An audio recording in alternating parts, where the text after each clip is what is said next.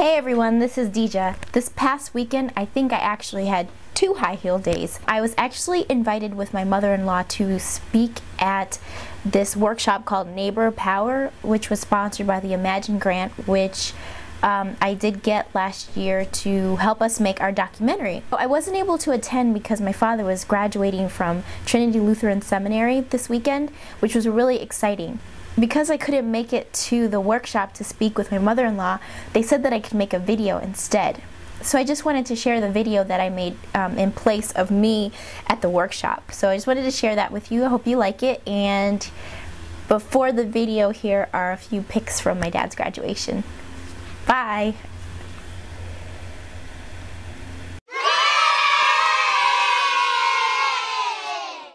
Hi! My name is Dija Henry. I received the Imagine Grant last year in 2010. I know that Esther has probably filled you in on the history of A Song for Peace, so I'll just start a little bit by telling you about myself. I'm an actor and a writer living in Indianapolis, Indiana with my husband and my 3 children. I'm Hadessa. Who's this? Sheila. Yeah, they're a lot of fun. I went to Purdue University and I got a bachelor's in kinesiology with a focus on biomechanics. I also studied theater with a focus on acting. You might be wondering, why would an actor want to study kinesiology? It's because she wanted her father to continue to pay her tuition. Oh really, actually, I really do enjoy the health sciences and I use what I learned to help my family stay healthy and happy. Come on, more jumping jacks. It's good for you. Come on. When I'm not doing any of those things and I have a little bit of spare time, I really enjoy watching movies, crafting, and I really love video blogging at my YouTube channel, youtube.com/DijaHenry, about my life, about being a stay-at-home mom, about doing art and acting and theater and all that stuff. Back to business. The project of the play came about for me when I was listening to Esther talk about what the children that she works with were going through, the Giving Back Kids, with the loss of their friend Alexander Anthony. I heard that they wanted to do a play, and I really feel like the arts is a really great way to help express your emotions in a positive way, and I ended up writing a play for them called A Song for Peace. I had worked a few months earlier with the kids doing a Christmas skit, so I knew the kids, but I had never met Alex. Ways that I feel that the play itself brought people together was actually when we casted the play. The Giving Back Kids were a huge part. They played roles in the show. They worked backstage and they gave ideas. There were people from different churches around the city, different denominational backgrounds, different cultural backgrounds, because the second generation Ethiopian group that Esther has also was part of the play. I wrote in the play that there was a pen pal of the main character in Ethiopia who was also struggling with gun violence, because I wanted to show that gun violence does not only affect us in the United States, but also across the world, especially in the child soldiering epidemic. When we were able to show the play that first year, we had a multicultural audience. We had audiences of different ages. We had audiences of different socioeconomical backgrounds as well. I really feel like the play stemmed from the kids in the Martindale-Brightwood area. It was because Esther listened and heard what they had to say. The play gave them a voice in being a solution to a problem that they saw. Kids want to be part of the solution no matter what.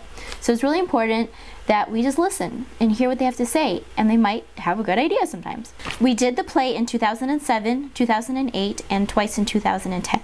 Again, in last year we were able to have actors of different ages, different cultural backgrounds, different churches come together. This year I saw a mentoring happening between the older actors and the younger actors, especially the young men. We're able to see older guys that were husbands and men just living good lives and just listening to the younger guys and hear what they had to say, because, you know, we've all been through stuff. I felt like, again, our audience reflected what was happening in the cast.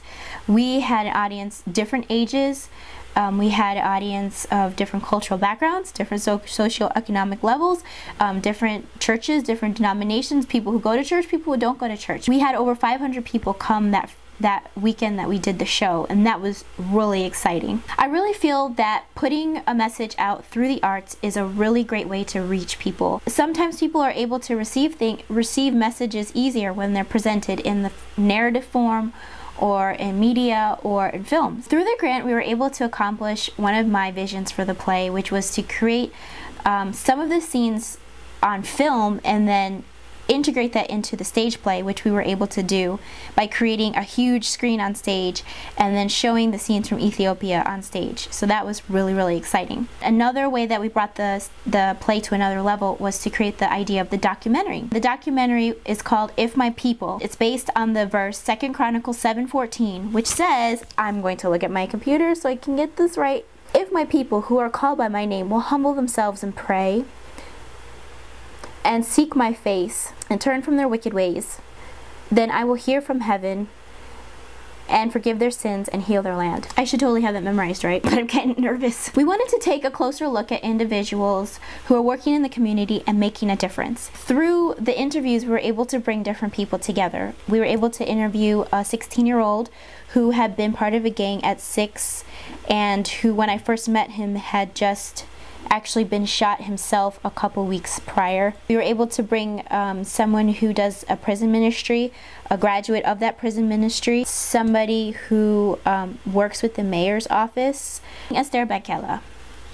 With her organic gardening, we were able to talk with her and see how she helps the youth. Right now, we are in post-production for the documentary, and we hope to show it next month at a screening. And I really believe that at the screening itself, we will be able to bring together an audience that wants to make a difference. That is something that I really wanted to do with this documentary, is present solutions, to present hope for those people that want to make a difference, that see what's going on around them and don't know what to do. I really hope that we can enter it into some festivals and just continue to get the message out there. I also feel that by using social media and the documentary and this message, that we'll be able to reach an even wider audience and a bigger age range, because the youth are really into social media right now. One thing that I continually pushed in the play was to encourage youth to know you are special, you are loved by God, you have something to give this world, you have gifts and talents, you can do something positive with those things, and you don't have to turn towards violence or making wrong choices to prove yourself, to feel like you're part of something, or to choose that as a solution to a problem. I feel that as adults, if we just encourage our youth and listen to their ideas, that it will really be part of the solution of raising up a next generation of kids who work hard, who have good ethics, and who can actually believe that their visions can come into reality. I just want to thank the Imagine Grant for giving me the opportunity to take an idea from what started with the Martindale Brightwood children and just take it into another medium with the documentary, that hopefully it can reach a lot more people with this message. So I just want to encourage you guys that if you have a dream to start an ice cream stand in the middle of December and take the proceeds to help benefit those who are lactose intolerant, you could do that. Or, so you want to take your hobby of knitting and create a teen knitting group? You could do that too. If you want to create a soccer ball that when it's kicked around, it creates reusable energy, that when you plug it in, it turns into a light, and that soccer ball can be used in places like Brazil or South America or anywhere around the world where kids who living in the country may not have access to light, and it could help them do their homework and study at night and do much better and get more educated and just, you know, be so great. You can't do that because someone already did it, but you can think of something even more brilliant. So I just want to encourage you all out there, if you have a dream, to go for it. And I really feel that through the Imagine Grant, this particular project was able to become a reality. Thanks so much. This is Deja Henry signing out. I always wanted to say that.